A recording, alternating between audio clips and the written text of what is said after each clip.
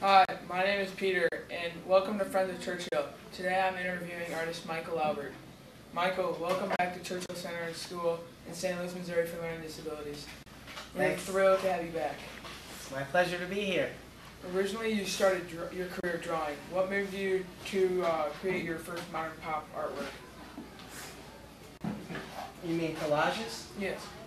Well, my original motivation, and it still is, was to create a masterpiece.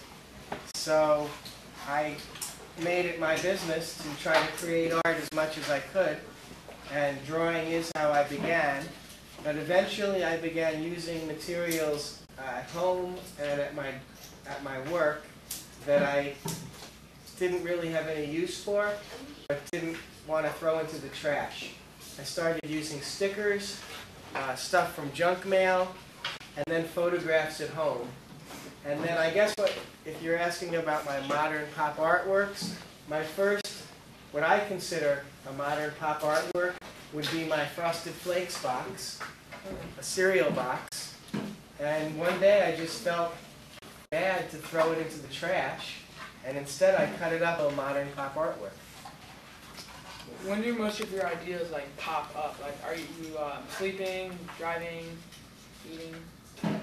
I'd say constantly. Everywhere I am, I have ideas. I always have paper and pen with me, so if I have an idea, I jot it down. But I find that I'm really inspired by everything. I know you spend a lot of time traveling all over the world to countries, visiting libraries and schools. That must be so rewarding. And you know Churchill is a school for learning disabilities. How is it working with the students at Churchill? It's great. You know, I feel that there's a lot of creativity here. You know, I've worked at some other schools where they have kids that have learning, different learning abilities, and I find that this type of project, this collage idea, it's very open-ended, and you can be creative, and somehow I've heard that a lot of kids who maybe have a little difficulty concentrating for long periods of time are able to sit down for hours and do this project.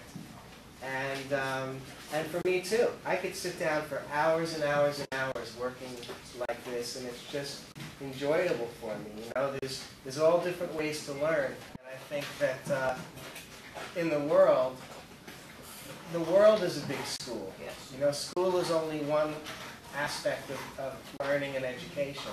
So, you know, I think that you guys seem to be as creative as anybody, that I've worked with. You mentioned that Churchill students are creative. Can you share insights of why do you think they're creative?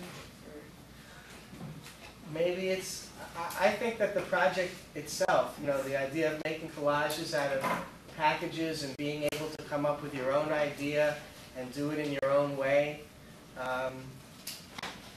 is conducive to having fun, enjoying the process, And I think in almost any aspect of life, whether it's school or work or anything that you do, if you like doing it, you're going to do better at it.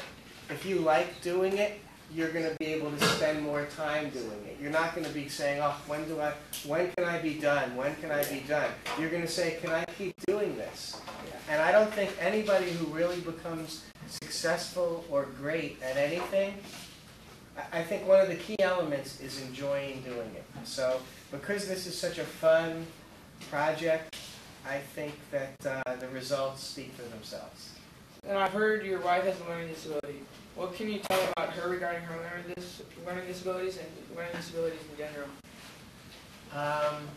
Well, my wife does have dyslexia, and she went to the Landmark School back in 1989. And, she's one of the smartest, most creative people I know. So, for me, it's normal to be. Also one of my brothers has a learning disability. So it's sort of when you go into the world, everybody's a mixed bag. Everybody's has different abilities in all different areas. Albert Einstein failed out of school. You know, he was one of the greatest geniuses that ever lived. So, you know, many people who've excelled have not been able to excel in the traditional, conventional school system. I never went to art school. I went to school and I studied business. Because I became interested in art, I started going to museums, I started reading books, I started watching documentaries. I now travel the world and I teach about art. I'm not formally trained, you know, and I think nobody can teach me the things that I know. And what advice do you have for students with learning disabilities and parents who have kids with learning disabilities? I think that they should foster the love of learning and put them in situations where they could continue to learn about the stuff they're interested in and not let them waste their time.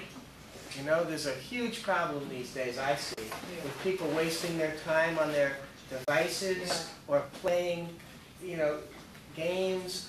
Those things have their place. But if you want to become good at anything, if you want to learn anything, what you don't want to do is waste all your time doing stuff that doesn't involve learning. You know, I'm going to be in St. Louis now for a week. I have some free time between the programs I'm doing. I'm doing programs here at the Children's Museum and at a bunch of St. Louis County libraries, but I still have a little bit of free time. I'm going to go to the City Museum. I'm going to go to the St. Louis Art Museum. You know, I'm going to go to bookstores and look at stuff. I'm actually listening to a book on tape. I just drove 16 hours to get here, and I probably spent about 10 hours listening to Jane Eyre. I never read Jane Eyre, and now I'm spent 10 hours of my time listening to it on tape. You know, this is my time. I don't want to waste it. I like learning things. I feel like I'm more of a person the more I know, and I would encourage parents and kids to find things that they find interesting and that they like, and try to encourage them to spend time you know, learning about it and finding out more about it, and it's very enjoyable and very worthwhile. All right, thank you for your time, Mr. Alvin. Enjoy the rest of your day at church. My pleasure, Peter. All right.